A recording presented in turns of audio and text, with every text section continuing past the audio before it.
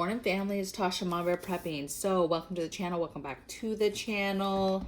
Super excited. I'm excited to get this topic out.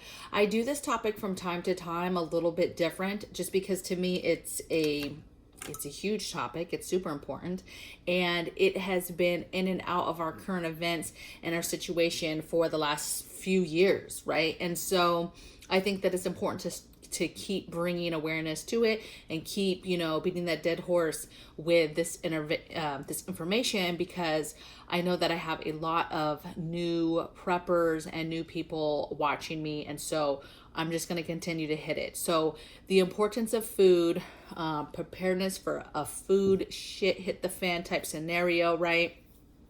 And I'm going to basically give you 8 reasons why, or the importance of why you need to be stacking food right now, right? I do believe we're gonna see empty shelves. And when those empty shelves finally hit, I mean, we've been talking about this in my community for months and months and months, okay? And a lot of people would call us crazy, like it hasn't happened. I go to the store, there's plenty of food. But let me tell you, when it happens, and all of a sudden those shelves are empty. I mean, we already know how this ends as far as any kind of inkling where there's some empty shelves, and then all of a sudden you have a big group of people who are going to panic buy and just snatch up the remaining amount of food. Okay, so it's important for you to stay the course and continue to prep food and get food on your shelves. So today I'm going to go over 8 reasons to stockpile food, right? Preparedness for food shit hit the fan and empty shelves, right? We're preparing for empty shelves. That's the day we're preparing for.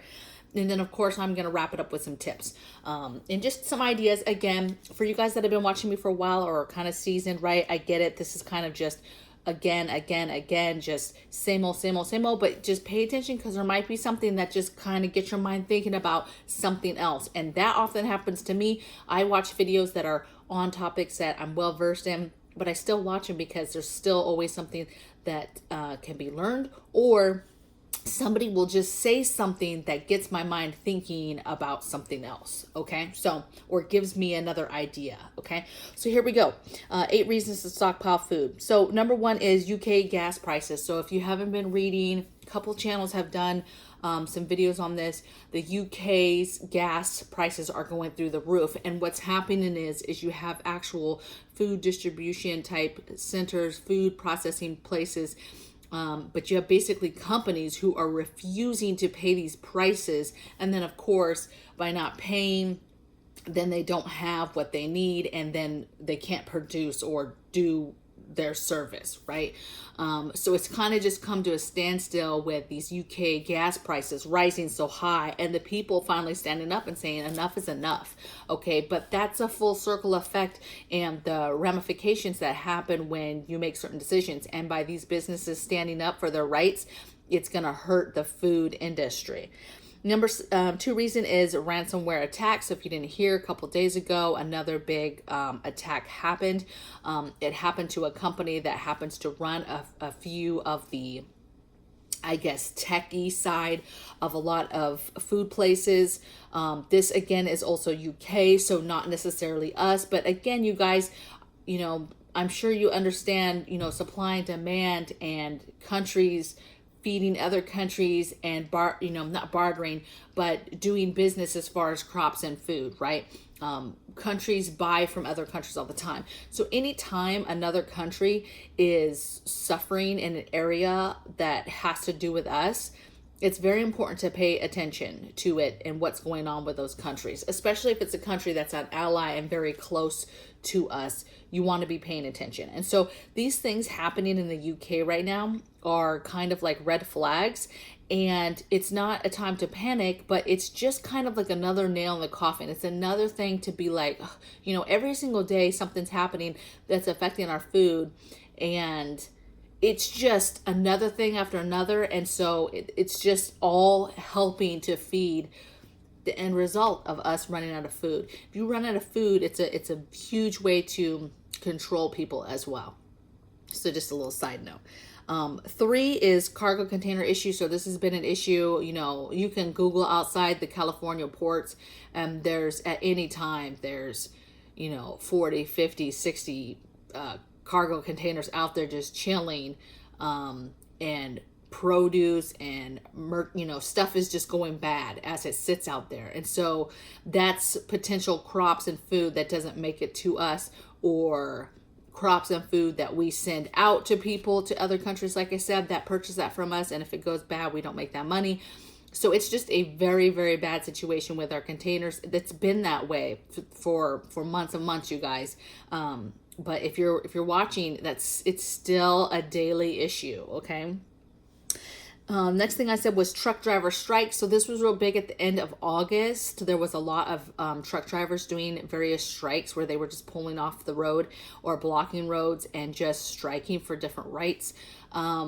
I think that has slowed down a little bit, but I'm still hearing reports of some truck drivers in different areas still doing some sort of strikes. So just something to, I guess, keep your ear to the ground. I don't think we're fully done with it. I think it's definitely fallen back from where it was a few weeks ago with this. It was pretty hot and heavy all over social media at the end of August into the beginning of this month. And so I'm still hearing some stuff, but not as rampant as it was before. The next one I have is less food being grown. So very simple, right? You have drought problems this year in our country. We have water concerns, water level concerns, which is, from fires, you have water concerns with that. So you have a lot of mandates and restrictions. And now you have farmers who are not able to maybe grow as much crops and food as they normally would. Okay. So it's affecting, our crops being grown because of regulations and not having enough water or whatever the case may be. Okay, so less food being grown in general.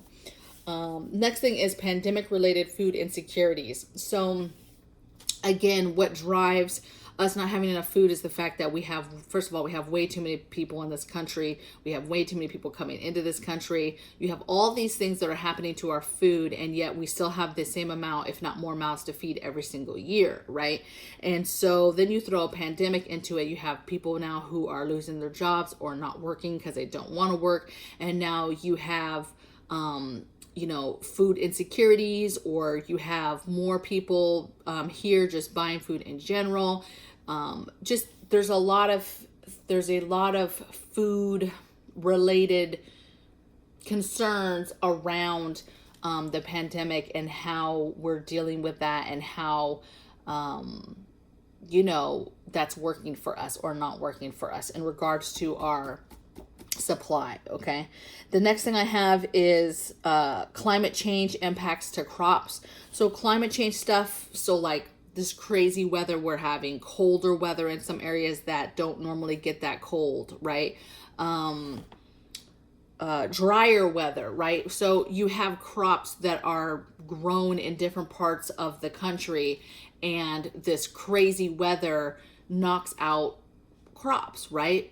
For example, everybody's aware of Texas last year. That storm wasn't normal for their area, and not only did it do a bunch of damage to infrastructure and all that, but it did a ton of damage to crops, okay, that they weren't able to grow, that died off, right? And that's the same in any other part of the country where there's an extreme weather pattern that changes, right? So super, super dry, hot places, drought, right? No water, same thing. Crops are dying because they can't be watered. It's too hot. Or the opposite, extreme cold in areas where those farmers are not used to dealing with that, and then their crops are dying because of that. And then the last one I have is kind of the same, but a little bit different, and that's natural disaster impacts to crops. So same thing, you have a storm that comes through, and we're dealing with all types of flooding this year, right? So flooding of crops, again, whether that's caused by a storm or caused by a hurricane storm or whatever the case may be, but you have these natural disasters that cause problems. You have tornadoes, hurricanes, these snowstorms, you have crazy flooding happening all over. Okay, so but what's crazy is this weather and natural disasters is kind of amping up to where people in different states are having to deal with things that they didn't normally have to deal with. And in a lot of those cases, it's messing up crops. It's impacting our food supplies. It's just another thing that is impacting our food supplies. So all these things I just mentioned are all, contributing factors of our food supply, and why it's so important to be stacking food right now. Stack. Can't stress it enough. We just are not making enough food. We're not getting enough food. We're not growing enough food. For whatever reason, right? Or food is being destroyed, but we need to really know that and get you and your family ready, stack food so that you are ready and not in such a bad place when it finally hits, when those empty shelves hit. So let's go over some tips. Now, I'm just going to go through these. First one is continue to buy in bulk, right? So continue to go to your Sam's Club, continue to go to your Costco, and when you can, get things in bulk. If your grocery stores or something like that, like Walmart, you're able to get stuff in bulk and preserve it, please get stuff in bulk, especially if it makes sense for the price, right? Really pay attention though, because sometimes buying in bulk is not cheaper. So just really pay attention, but buying in bulk. Next thing is continuing to watch the sales, right? Continue to know your stores in your area, what days that they run sales. Go on those days. I often peruse through all the grocery stores in the area, right, where I live, just to take a look. One, to take a look at shelves. I'm constantly monitoring our shelves level of food, okay? And then two, to just browse through and pick up onesie, twosie things of stuff that's on sale. Not going in and getting a big haul, literally just going in, perusing to take a look, and then picking up, 1 to 5 items that particular store has on sale. And then I just keep doing that and add to my preps, okay?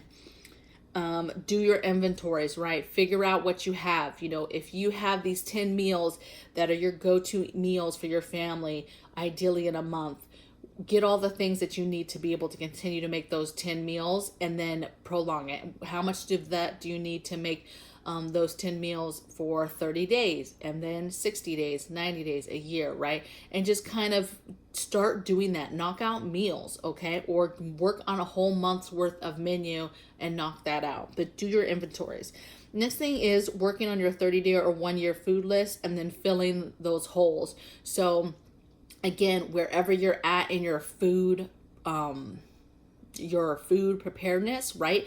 If you're on the 30 days, if you're on the 60 days, on your 1 year, 2 year, whatever, you're going to start seeing that you're going to have a list, first of all, for that, right? I work all the time off of a 1 year food supplies as far as food that I'm inventorying and really tracking, okay? And then, because we have food that's in like 25-year-old, I'll never touch it unless it's like for real of something crazy has happened decades from now, okay?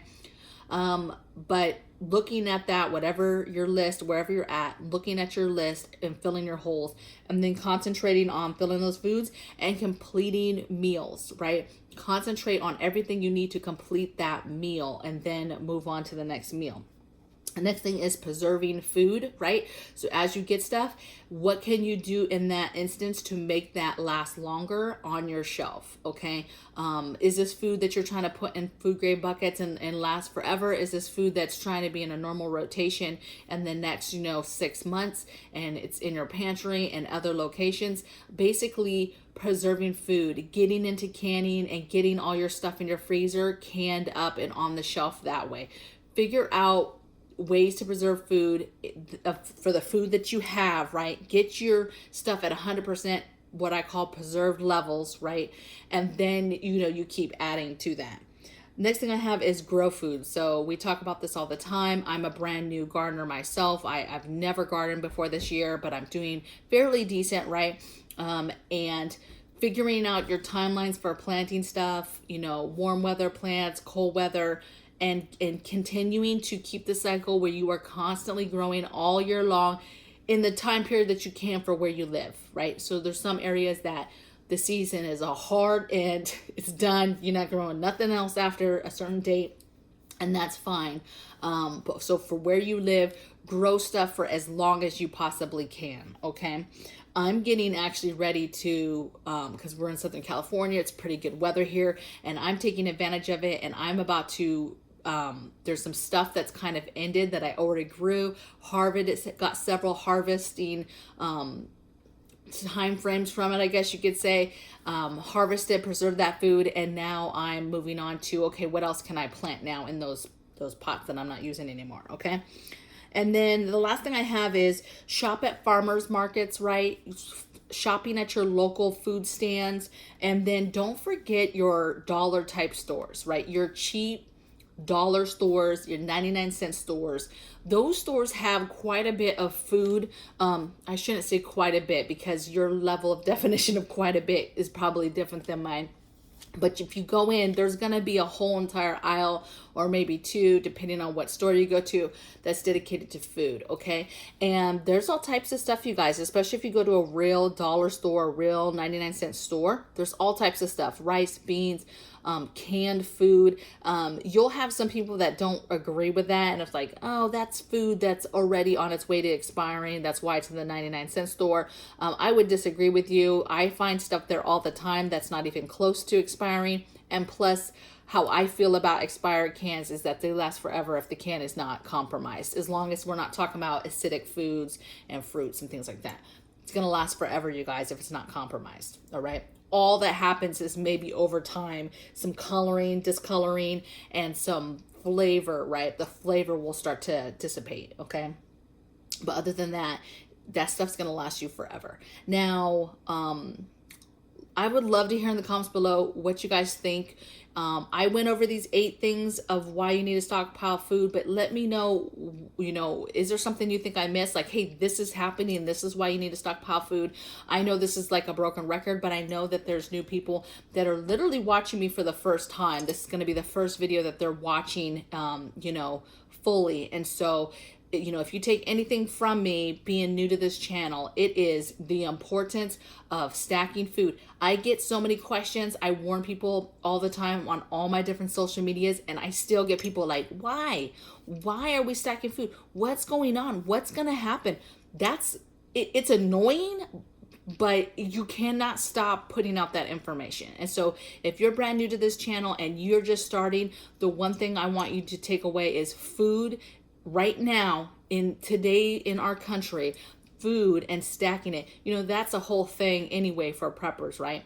But the way our current events are happening and these things I just went over with you, super important for you to stack food, because we are going to wake up one morning where it's going to be panic buying or empty shelves completely. And you need to be prepared and have your family prepared into the best level that you can get it before that happens. Okay. So love from my bear cave to yours, and I'll see you guys on the next video. Take care. Bye.